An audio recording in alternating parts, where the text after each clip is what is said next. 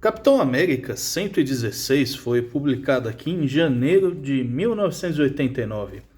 E esse é um daqueles formatinhos que vai ter histórias que acabam nunca sendo republicadas, no caso do Capitão América e dos Vingadores, né? São aquelas histórias assim que estão intermediárias entre grandes fases, não acrescentou nada super importante cronologicamente, ou foi um clássico e tal.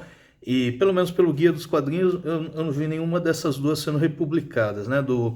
Dos Vingadores, que é a segunda história, poderia sair, por exemplo, na Saga dos Vingadores, mas eu vi que a Saga dos Vingadores começa no Avengers 255, essa daqui é uma história 238, algo assim, né? Então, aviso que poderia ter saído, não vai sair. Então, provavelmente essas são histórias assim que você não queria ler, a menos que você pegue o site de scan e comece a ler as revistas uma por uma, ou esbarra assim, um formatinho aleatório que tem esses daqui, né?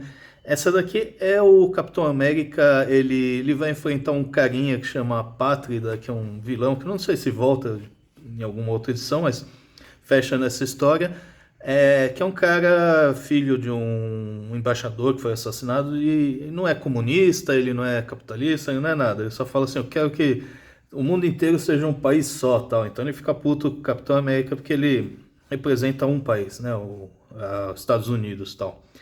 Então ele sai por aí cortando as bandeiras das Nações Unidas, assim, tempos mais ingênuos, né, que você tinha os vilões desse tipo. E aqui tá o Capitão América, na vida pessoal dele e tal, ele ganha um cheque de 1 milhão, que acho que nos anos 80 devia ser uns 4 ou 5 milhões de dólares, assim, do que seria do tempo que ele ficou inativo, assim. Ele fala, pô, eu não quero ficar gastando esse dinheiro comigo. Então ele vai bolar um esquema de ter criar lá uma mini empresa com uma linha direta para o povo falar com o Capitão América. Depois ele vai fazer uma conferência sobre isso e tal. Aí esse apátrida fica vendo esse anúncio aqui na TV, fica puto e vai lá invadir e acabar aqui com a festa. Então tá aqui o Capitão América falando, eu vou criar um 1406 aqui pra mim e tal, e aí o apátrida ataca e tal, ele não diz assim que ele é super faixa preta e tal, mas parece que não tem nenhum poder especial, fora esse carrinho voador dele aqui, então no fim o Capitão América acaba derrotando o cara e dá assim uma lição de moral, fala, a gente não pode ter preconceito essas coisas, mas não tem nada de errado gostar do nosso país, tal. Enfim, histórias assim mais mesmo ingênuas, mais simples, tal, acho que elas ficam datadas, mas combinam bem com o Capitão América, né? Quando você começa a querer ficar complicando muito ele, fica chato, né? Até porque depois vai ter 10 vezes a mesma história do tipo, o Capitão América desiste de ser o Capitão América, está triste, não sei o que, tal. Então, é até uma novidade, né? Você lê assim, uma história bem tradicional. A segunda dos Vingadores é que o Star Fox tinha acabado de entrar na equipe, ele está entediado, que achou que ia ter ação todo dia, que ele está tendo que tomar conta do Visão, que está se recuperando de uns danos aí numa aventura anterior. Tal. Daí ele fala, pô, eu posso acelerar esse processo. Aí ele faz um link lá com um mega computador lá de Titã e tal, e ajuda a consertar o Visão mais rápido. Só que isso vai meio que criar uma conexão permanente entre o Visão e esse mega computador, e com os tempos vai deixando o Visão meio loucão, assim, o Visão vai ficar mais poderoso, vai começar a fazer umas projeções, começar a entrar em qualquer sistema, assim, e depois, muitas edições depois, acho que 10, 20 edições depois, é um que ele acaba ficando louco completamente e invade os computadores do mundo lá para tentar fazer a paz mundial.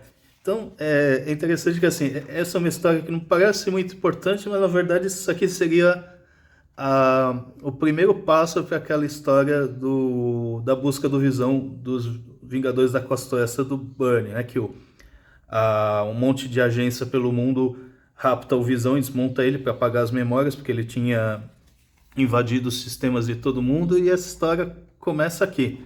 Só que, tipo, nessas fases é igual o X-Men do Claremont, né? Fazia vários plots que ia desenvolvendo ao longo de muitas edições. Então eu comecei a ler os scans para ver onde chegava isso aqui que o Visão ficou louco, e é tipo, muito depois, acho que umas 20 edições depois. Então ele fica esse plot aqui num background por uns 2 anos, eu acho. Tá legal ter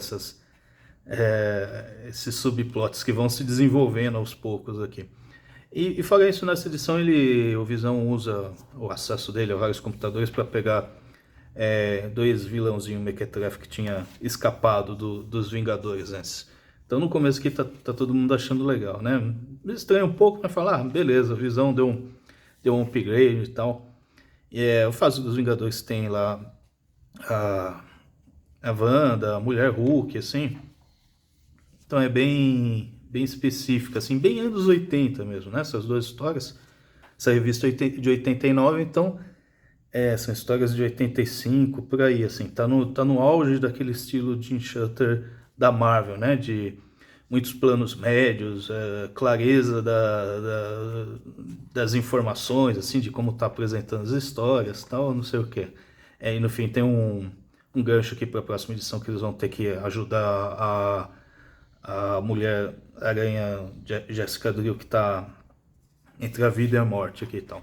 Essa sessão de cartas, Instituto Universal. E termina com essa história dos Novos Mutantes bem legais, que eles estão ajudando lá Nova Roma, porque tem uma feiticeira lá que está dando um golpe de estado, assim. Essa história foi republicada em alguma dessas republicações da Panini, né? Porque Novos Mutantes mais popular, e também do comecinho. Isso aqui eu acho que é Novos Mutantes número 11 da edição americana e tal.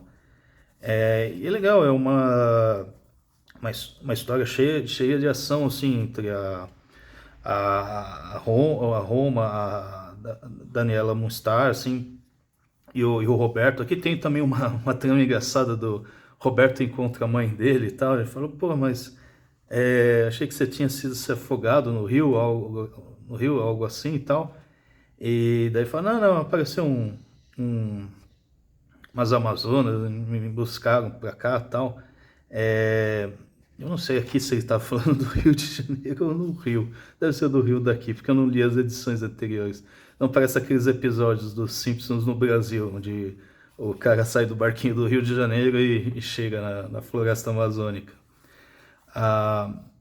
Então, assim, eles acabam derrotando, né? Porque vai ter essa feiticeira e vai ter um outro cara lá bolando um golpe de estado. Tá? Então, é uma história, só termina esse arco dessa parte, que depois as histórias dos Novos Mutantes vão passar para a revista do Hulk e tal. Acho que vai ser muito tempo ainda até... Nem tinha revista X-Men nessa época. Mas vai ser ainda muito tempo até eles reunirem X-Men e Novos Mutantes na mesma edição. Acho que só lá perto da Saga do Inferno, algo assim. Então, uma história bem bacana. Eu sempre acho curioso quando tem essas histórias intermediárias, assim, que dificilmente a gente acabaria lendo de outra forma.